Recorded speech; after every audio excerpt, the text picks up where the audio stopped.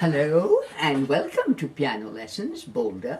Today we will take up Mozart's Rondo alla Turca. As you know, it's a popular showpiece for amateur pianists. If you recall seeing, the BBC production of Pride and Prejudice, there is an heiress at Mr. Bingley's party who tosses off the Turkish Rondo of Mozart brilliantly, loud, fast, to show her accomplishment at the piano. I myself learnt it when I was a teenager from one of those usual anthologies of piano music. In my case, it was from, the everybody's favorite series, Piano Pieces for Adults. And it made me feel very grown up to play from that book when I was, 13. And I also played it brilliantly. I thought it's to be played fast and with a lot of pedal and brilliant, something like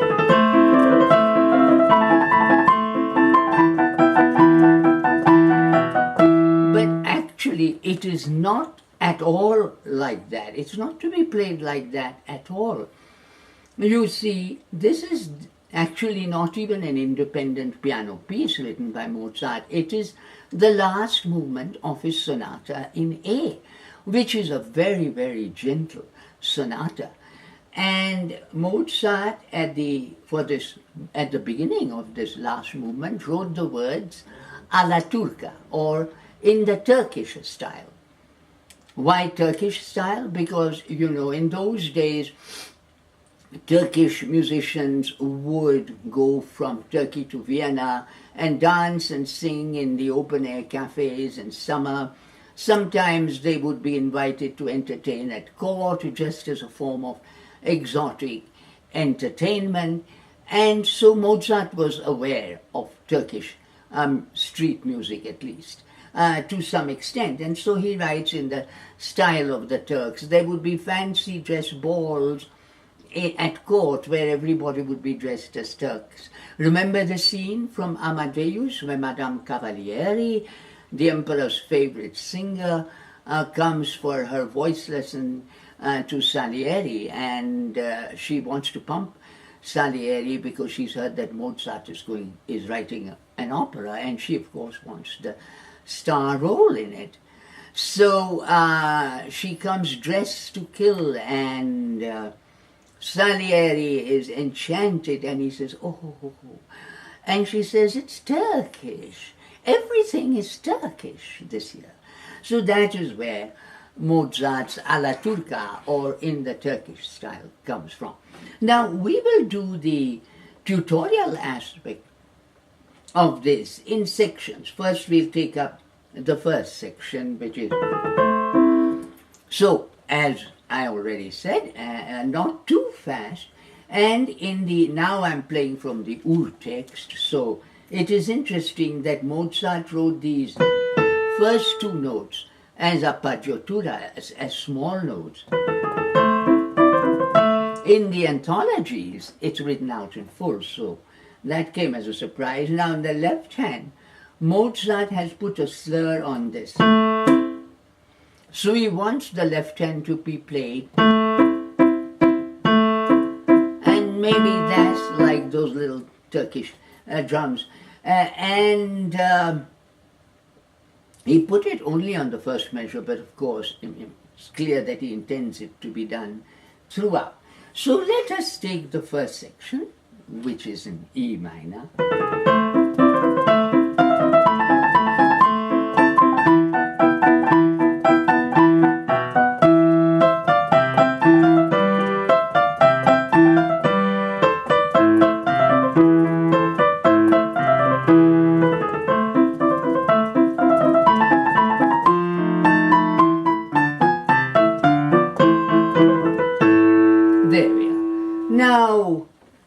So to be played more or less secco, without pedal, except Mozart has written forte on a single note in measure 20. And with this wonderful chord. So here I pedal on that Z. And that's all. Otherwise, it's secco. Now, that brings us to the second section, which is the octave section in A major.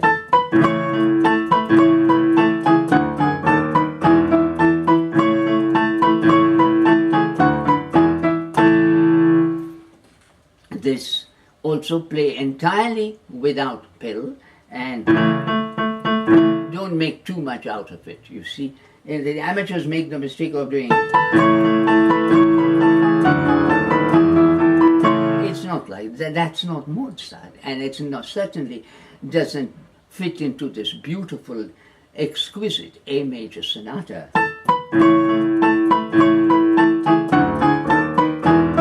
That's the way it's to be done. Now comes the most difficult part of the Rondo alla Turca, which is the runs. So play them with a level wrist.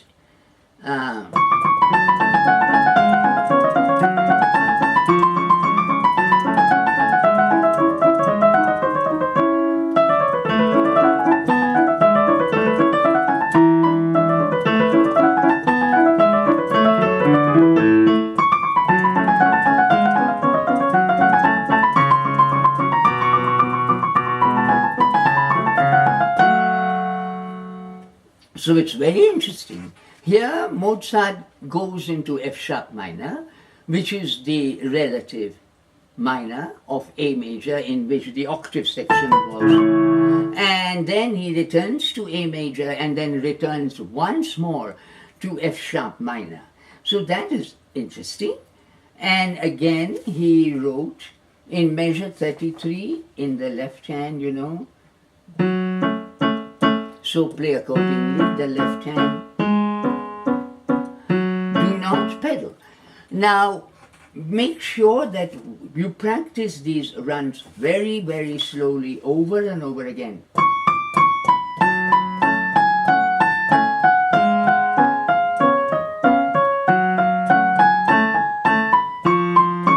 And if you play it slowly, you feel the Turkishness of it, you know, the Asian quality, or at least the westernmost part of Asia that connects Asia to Europe is Turkey.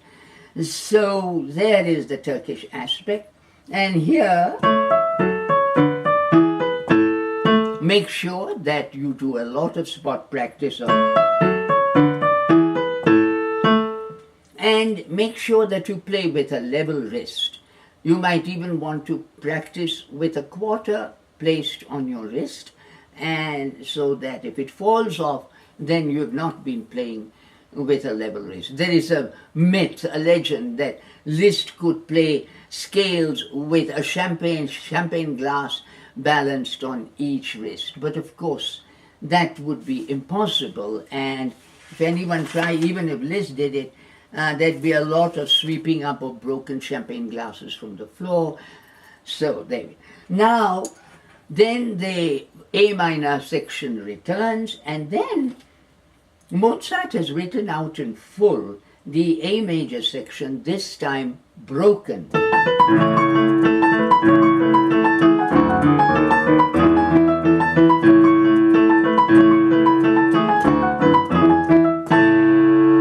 And here also needs a lot of spot practice. Make sure that you don't do that. It's all equal.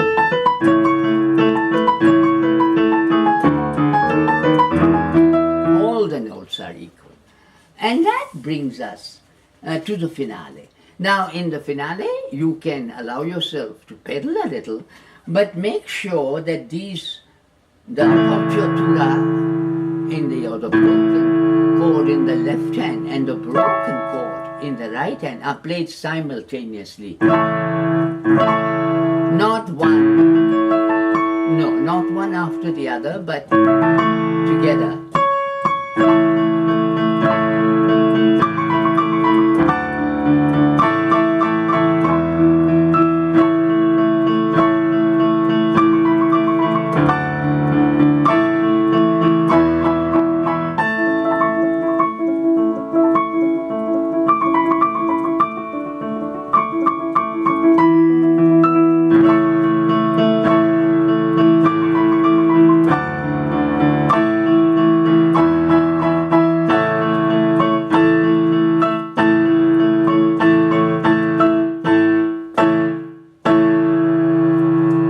So that is Mozart's Turkish Rondo. Remember that in the middle of the finale there is a little bit of a dolce section which is to be played piano, and it is for the forte piano, you know, the kind of pianos you saw in Amadeus, and so mostly it is this, certainly this Rondo alla Turca is either forte or piano. There are no crescendos, there are no diminuendos, so play it in the appropriate style and enjoy playing this beautiful piece of Mozart. Once again, as always, thank you so much for watching, and until we see each other next time.